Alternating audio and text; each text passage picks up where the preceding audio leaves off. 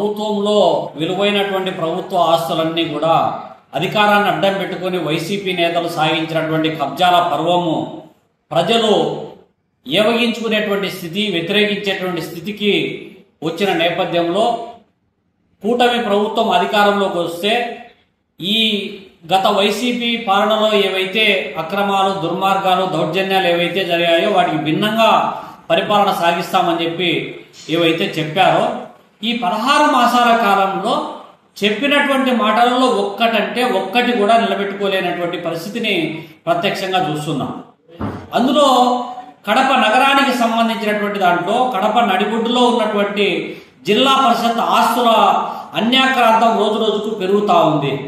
పోయిన ప్రభుత్వంలో జెడ్పీ సీఈఓగా ఉన్నటువంటి సుధాకర్ రెడ్డి గారు జెడ్పీ ఆవరణలో ఉన్నటువంటి కాంప్లెక్స్ నిర్మాణానికి మీరే కట్టుకోండి, కట్టుకున్నటువంటి బిల్డింగ్లలో మీరే పొజిషన్ లేకపోండి అనేటువంటి పద్ధతిలో కార్పొరేట్ విద్యా సంస్థలకు దారాదత్తం చేసినటువంటి ఘటనపైన భారత కమ్యూనిస్ట్ పార్టీ తీవ్రంగా పోరాటం చేసింది.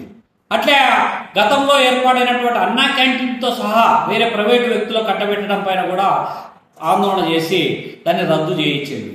తిరిగి ఇప్పుడు ఇవాళ అధికారంలోకి వచ్చినటువంటి ఎన్డీఏ ప్రభుత్వం ఏదైతే ఉందో తెలుగుదేశం పార్టీ నేతృత్వంలో ఈ కడపలో ఉన్నటువంటి విలువైన ప్రభుత్వ ఆస్తులపైన కన్నుపడింది.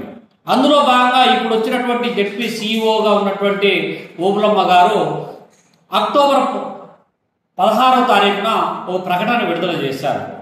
నాగరాజుపేట, కడప నగరము నాగరాజుపేట దగ్గర ఉన్నటువంటి క్వార్టర్స్ ఆహార భవన్ దగ్గర ఉన్నటువంటి 2 ఎకరాల భూమిలో ఎవరైనా ప్రైవేటు విద్యా సంస్థలు, కార్పొరేట్ విద్యా సంస్థలు, కార్పొరేట్ ఫంక్షన్ హాల్లు, లేకపోతే కాంప్లెక్స్లు ఏవైతే సరే వ్యాపారానికి సంబంధించినటువంటి ఏవైనా సరే ఈ 2 ఎకరాల స్థలంలో వాళ్ళకు నచ్చిన పద్ధతిలో కోరితే కట్టించి ఇవ్వడానికి మేము సిద్ధము, ఎవరైనా ఔత్సాహికులు ఎవరైనా రావండి అని చెప్పి ఒక నోటిఫికేషన్ ఇచ్చింది. అట్లే కళాక్షేత్రం పక్కనే ఉన్నటువంటి పోస్ట్ ఆఫీసు ఎదురుగా ఉన్నటువంటి వాల్యుబుల్ ప్రాపర్టీ 7 సెట్ల స్థలాన్ని కూడా ఇదే తరహాలోనే నోటిఫికేషన్ విడుదల చేసింది.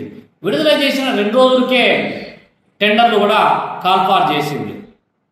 జెడ్పీ దగ్గర ఉన్నటువంటి ఈ 2 ఎకరాల స్థలంలో 1,24,00,000 రూపాయలతో కూడుకున్నటువంటి టెండరు నిర్మాణానికి టెండర్లు కాల్ఫార్ చేసింది. అట్లే ఈడ కళాక్షేత్రం దగ్గర ఉన్నటువంటి 7 సెంట్ల స్థలంలో కాంప్లెక్స్ నిర్మాణానికి 1,50,00,000 టెండర్కు కాల్ఫార్ చేసింది. కారణాలు ఏమైనా కావచ్చు, ఇవాళ టెండర్లను అనూహ్యంగా రద్దు చేసినటువంటి ఘటనలు వెలుగులోకి వస్తూ ఉన్నాయి.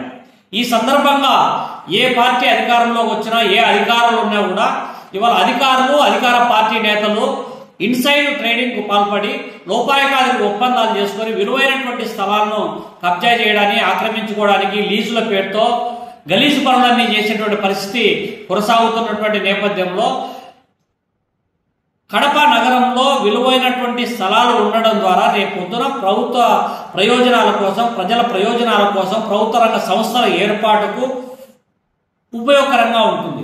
ఎక్కడో ప్రభుత్వ రంగ సంస్థను ఏర్పాటు చేయాలంటే ఎక్కడో ఊరికి బయటికి పోయి ఏర్పాటు చేసుకోవాల్సినటువంటి పరిస్థితి నెలకొంటా ఉంది. ఇప్పటికీ కడప నగరంలో ఇంత పెద్ద టౌన్లో ఒక చిన్నపిల్లల హాస్పిటల్ ఉందా, ఒక ఫీవర్ హాస్పిటల్ ఉందా, లేదు లేబర్ హాస్పిటల్ ఏమైనా ఉందా? హాస్పిటల్కు సంబంధించినటువంటిది లేదు. విద్యా వైద్యానికి సంబంధించినటువంటి సంస్థల ఏర్పాటుకు ఇటువంటి సంస్థలను వాడుకోవాల్సినటువంటి అవసరం ఉంది. లేదు ప్రభుత్వమే దాన్ని వివిధ రూపాలలో ఒక కల్చరల్ క్లబ్ ఏర్పాటు చేయడం, ఆడిటోరియం నిర్మాణం చేయడం, ఇటువంటి అంశాలు చూడాలి తప్ప ఎవరో లోపాయి గారు ఒప్పందాలు చేసుకొని ఆ స్థలాలను కట్టబెట్టాలనేటువంటి పద్ధతిలో ప్రయత్నం చేస్తే భారత కమ్యూనిస్ట్ పార్టీ చూస్తూ ఊరుకోదు. గతంలో 2004 నుంచి 2009 వరకు ప్రభుత్వ ఆస్తుల పరిరక్షణ కోసం ఏ విధంగా అయితే పోరాటానికి శ్రీకారం చుట్టామో తిరిగి అదే విధంగా పోరాటం పునరావృతం అవుతుందని చెప్పి హెచ్చరిస్తా ఉన్నాం.